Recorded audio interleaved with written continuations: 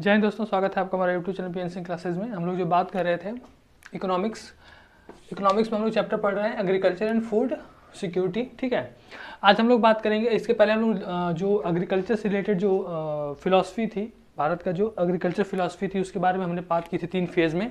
आज हम लोग बात करेंगे लैंड रिफॉर्म्स। ठीक है, देखिए, अगर हम पूरे वर्ल्ड में अगर हम लोग एग्रीकल्चर की बात करें तो पूरा देश जो इंडस्ट्रियलाइजेशन होने के पहले, ठीक है, पूरे कंट्री में, पूरे वर्ल्ड में इंडस्ट्री आने से पहले हर जो कंट्री थी, सभी जो कंट्री थी वो एग्रीकल्चर से ही स्टार्ट हुई। ठीक है, सभी एग्रीकल्चरल कंट्री थी, यानी कि कृषि प्रधान देश ही था। ठीक है, जो आपका टाइम पीरियड है, टाइम पीरियड अलग अलग हो सकता है, सबका अलग अलग। ठीक है, इंडिया भी, भारत में मतलब आज भी मतलब देखें तो एक कृषि प्रधान देश ही है। पॉपुलेशन आपको पता ही होगा 65 to 35%, यानी कि 65% जो है वो अभी भी हमारे यहाँ गांव में लोग रहते हैं, और विलेज में जो मुख्य जो मेन जो ऑक्यूपेशन है लोगों का वो फार्मिंग ही है। ठीक है, और हमारे देश के जो राष्ट्रपिता महात्मा गांधी, उन्होंने कहा भी था कि भारत जो है असली है वो गाँव में ही बसता है। तो जब तक गांव के जो मतलब जो हम तक एग्रीकल्चर जो सेक्टर है, यानी कि एक तरह से देखें तो कंट्री के जो हमारी जो इकोनॉमी है उसका बैकबोन है। ठीक है, और लगभग आपके कम से कम कुछ नहीं तो 50 to 60% लोगों का जो जो मतलब लाइवलीहुड है, जो जीवन यापन है, वो इसी एग्रीकल्चर पर डिपेंड करता है।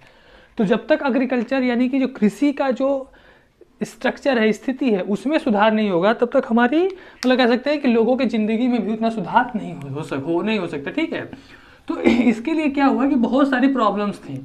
अब जब तक उन प्रॉब्लम्स को हम देखेंगे नहीं, समझेंगे नहीं, उन प्रॉब्लम को सॉल्व नहीं करेंगे, तब तक चीज़ें अच्छी हो नहीं सकती। तो उसके लिए सबसे पहले देखिए 1935 में सबसे बड़ी जो प्रॉब्लम थी हमारे यहाँ, सबसे बड़ी प्रॉब्लम थी ज़मीन की, लैंड्स की।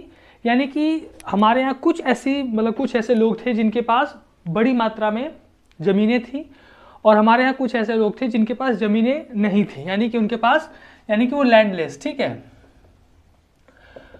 उनके पास ज़मीनें थी नहीं, वो दूसरे की ज़मीन लेके उसको मतलब खेती करते थे, और उनमें भी उनको कोई सिक्योरिटी नहीं थी, यानी कि उनको कोई सिक्योरिटी नहीं थी कि कब तक उनके पास वो ज़मीन रहेगी कि नहीं रहेगी।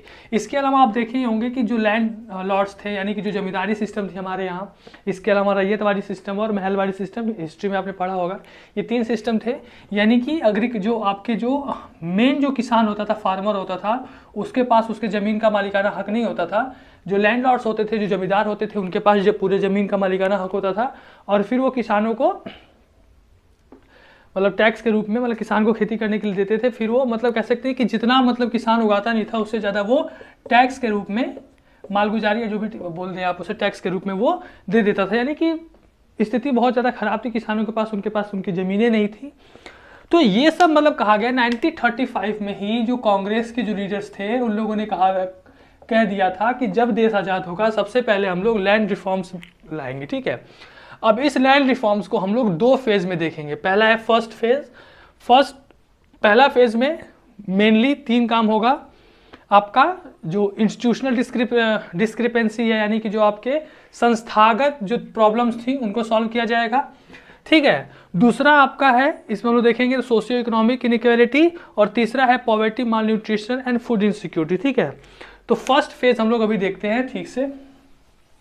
तो देखिए, पहले फेज जो है आपका, फर्स्ट फेज में हम लोग देखेंगे तो फर्स्ट फेज में 1947 में जैसे ही देश आज़ाद हुआ, तो सबसे पहले सबसे बड़ी प्रॉब्लम क्या थी कि जिनके पास ज़मीनें थी, ठीक है, जो ज़मीनें थी जिनके पास एग्रीकल्चर होल्डिंग्स थी, उनका साइज बहुत छोटा था। ठीक है, यानी कि छोटे छोटे ज़मीनें थी उनके पास, जिसमें आसानी से वो खेती नहीं कर सकते, फार्मिंग नहीं कर सकते। यानी कि फार्मिंग का मतलब क्या होता है कि जैसे अगर मान लीजिए कोई इंस्ट्रूमेंट अगर वो इंस्टॉल करना चाहे, लगाना चाहे, तो फिर वो वहाँ पे लगाने से उनको कोई फ़ायदा नहीं। जैसे यहाँ पे अगर मान लीजिए छोटे छोटे कई सारे उनके फील्ड हैं कई जगह पे, और यहाँ पे अगर मान लीजिए उनको इरिगेशन के लिए अगर कोई उनको मतलब लगाना हो, जैसे फॉर एग्जांपल मान लीजिए पंपिंग सेट है, या फिर जो भी उनको ट्यूबवेल अगर कुछ भी लगाना है, तो फिर इसके लिए क्या करेंगे, यहाँ पर भी लगाएं, यहाँ पर भी लगाएं, यहाँ पर भी लगाएं, यहाँ पर भी लगाएं, तो इन्वेस्टमेंट उनका बहुत ज़्यादा हो जाएगा। ठीक है, तो ये जो छोटे छोटे लैंड होल्डिंग्स थे, साइज जो थी, ये सबसे बड़ी प्रॉब्लम थी इनका।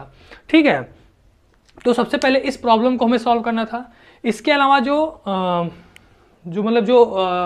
लैंड ओनर्स थे, ठीक है। लैंड ओनर्स जो थे मतलब जो लैंड लॉर्ड्स थे, यानी कि जो जमींदार थे, जमींदार के पास बहुत बड़ी मात्रा में ज़मीनें थी।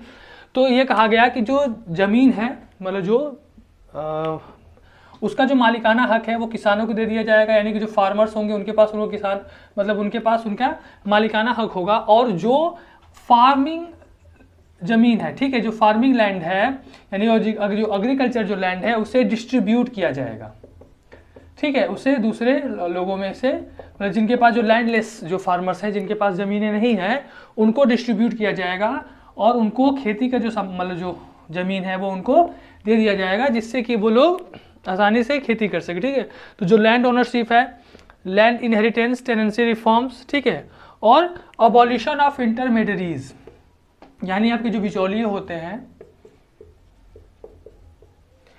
ये बिचौलियों को खत्म करना, ठीक है।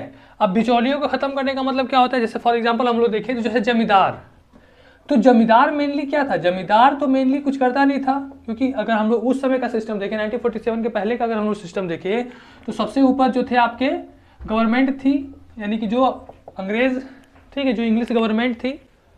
और इंग्लिश गवर्नमेंट जो थी ये एक लैंड लॉर्ड्स यानी कि एक जमींदार बनाकर बैठी थी, और जमींदार किसानों से मतलब ये किसानों और गवर्नमेंट के बीच का एक इंटरमीडियरीज का काम कर रहा था, जो मेनली जिसका रियल में कोई मतलब नहीं था, ठीक है, सिर्फ ये टैक्स लेने के लिए और फिर वो टैक्स गवर्नमेंट को पहुंचाने के लिए सिर्फ ये रखा था। तो ये जितने भी इंटरमीडियरीज थे यानी कि जितने भी बिचौलिए थे, इन सबको खत्म करना।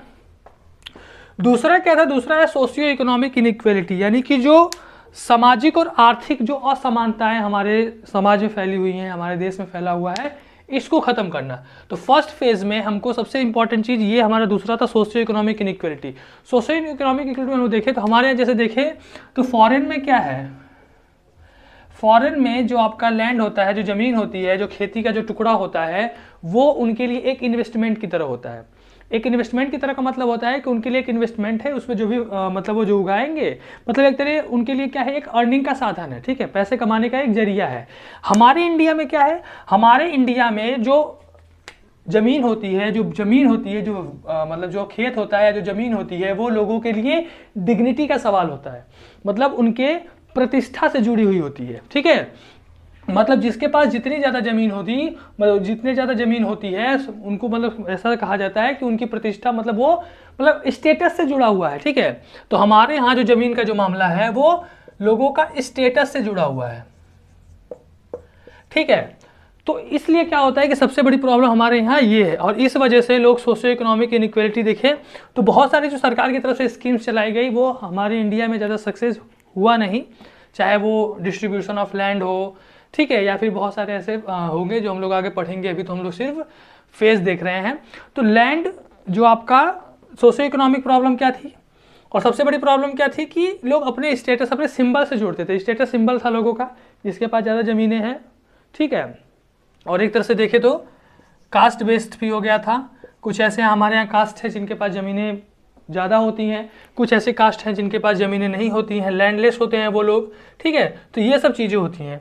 और तीसरा जो था वो था समय से जो टाइम के अकॉर्डिंग देखा जाए तो इन सब चीज़ों से सबसे अलग प्रॉब्लम थी कि हमें एग्रीकल्चर जो हमारी जो फार्मिंग थी, जो हमारी खेती जो थी, उसको हमें सुधारना क्यों था।